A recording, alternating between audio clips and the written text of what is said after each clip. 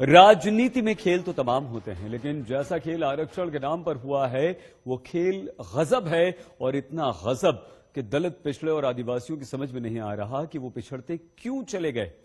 अब जबकि सवर्णों के लिए 10% आरक्षण तय हुआ है, तो दलितों, पिछड़ों की असल भागीदारी को देखना बहुत जरूरी है। देखिए और सोचिए कि आरक्षण किसे मिला और फायदे में कौन रहा।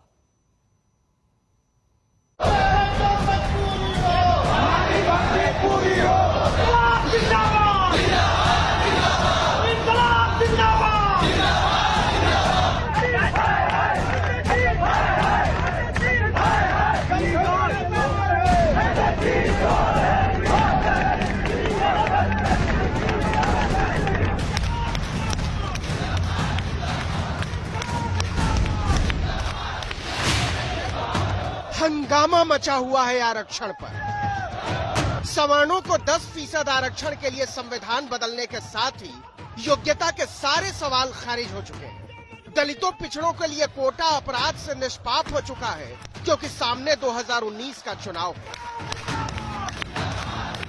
बाबा साहब आम्बेडकर द्वारा रचित संविधान में आरक्षण का प्रावधान किया गया था। ये मेरे उन भाइयों बहनों को समानता देने की ऐतिहासिक कोशिश थी जिनके साथ जाति के आधार पर भेदभाव किया जाता रहा। क्या वाकई ये सच है कि नरेंद्र मोदी ने पहली बार सवर्णों के लिए सोचा है? क्या यह सच है कि सरकारी विभागों में आरक्षण से पिछड़े ही पिछड़े भर गए हैं? क्या यह सच है कि आरक्षण से दलित ही दलित भर गए हैं? या क्या यह सच है कि आरक्षण से आदिवासी मजबूत हो गए? क्योंकि कहा तो यही जाता है, और इसी के आधार पर आरक्षित जातियों की काबिलियत को लेकर नफरत और घृणा का माहौल बनाया जाता रहा। तो दलितों, पिछड़ों को आरक्षण का सच क्या है? एक अंग्रेजी अखबार ने इसे लेकर सूचना के अधिकार के तहत जानकारी मांगी, और जो जानकारी मिली उसे देखकर सामाजिक न्याय के लिए आरक्षण के सिद्धांत की बुनियाद ही हिली हुई नजर आती है। सबसे पहले देखिए देश के केंद्रीय विश्वविद्यालयों में आरक्षण की सच्चाई। इस देश में कुल केंद्रीय विश्वविद्यालय है 40। यहाँ पढ़ाने वालों की तादाद है 11,486 और गैर शिक्षण कर्मचारी है 5,835।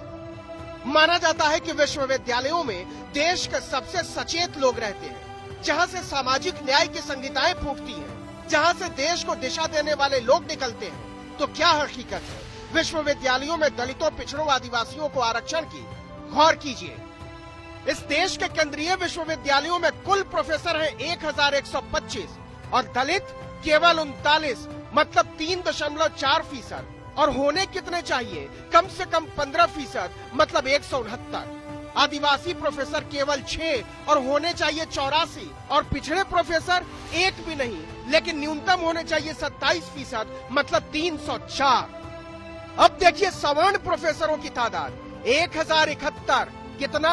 95.2%, और अधिकतम होने कितने चाहिए? सिर्फ 50%, मतलब अधिकतम 562।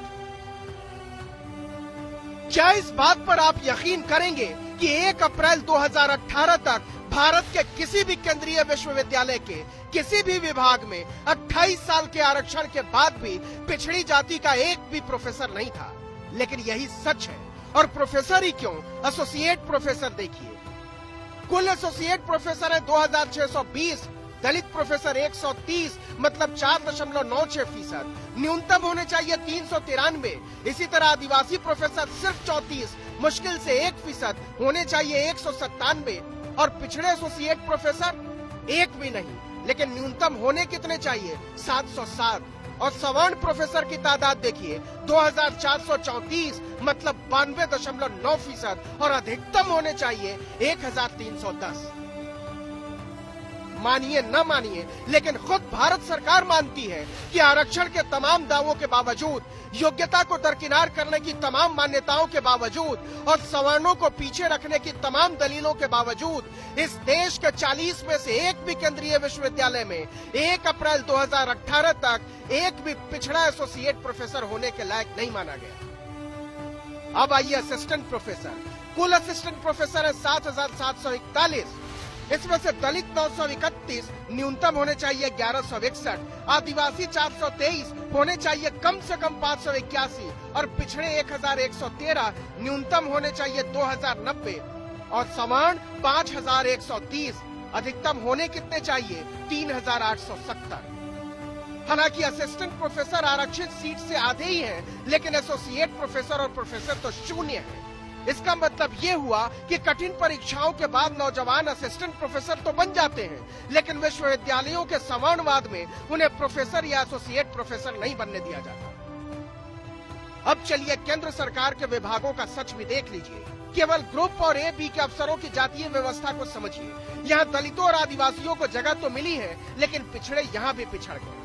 देखिए, रेलवे में कुल ए और बी के अफसर हैं 16,381, इसमें पिछड़े केवल 1,319 है 8%, और सवर्ण 11,273 68%। इसी प्रकार केंद्र सरकार के 71 विभागों में ग्रुप ए और बी के अधिकारी हैं 3,43,777, इसमें पिछड़े केवल 51,384 मतलब 14% और सवर्ण 2,16,408 63%। इसी तरीके से मानव संसाधन विकास मंत्रालय, जिसकी जिम्मेदारी है सामाजिक न्याय को बनाए रखना, वहां कुल कर्मचारी 665, पिछड़े केवल 56 मतलब 8% और सवर्ण 440 66%। कैबिनेट सचिवालय में कुल कर्मचारी 162, पिछड़े 15 मतलब 9% और सवर्ण 130 मतलब 80%।